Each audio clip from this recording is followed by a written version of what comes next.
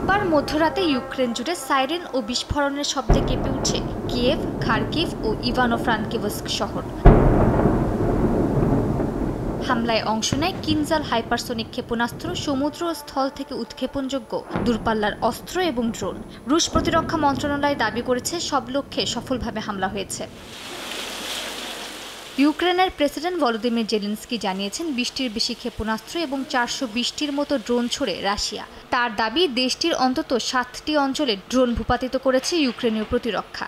এই হামলায় বেশ কয়েকজন হতাহত হয়েছেন। দোনেৎস্ক অঞ্চলের একটি নতুন বসতি দখলে দাবি করেছে রাশিয়া। এছাড়া ইউক্রেনীয় ড্রোন অ্যাসেম্বলি ও সামরিক ঘাঁটিতে হামলা চালানো হয়েছে। একই রাতে রাশিয়ার বেশ কয়েকটি শহরের আকাশে ছুটে যায় ইউক্রেনের ড্রোন। মস্কোর মেয়র সের্গেই সোবিনিনের দাবি, অন্তত 10টি ড্রোন রাজধানীর দিকে আসার পথে গুলি করে নামানো হয়। একটি ড্রোন জেলেনগ্রদ এলাকায় একটি অ্যাপার্টমেন্টে আঘাত হানে। এদিকে ইউক্রেনকে ৫০ দিনের সময়সীমা দিয়ে শান্তি প্রস্তাব দিয়েছেন মার্কিন প্রেসিডেন্ট ডোনাল্ড ট্রাম্প।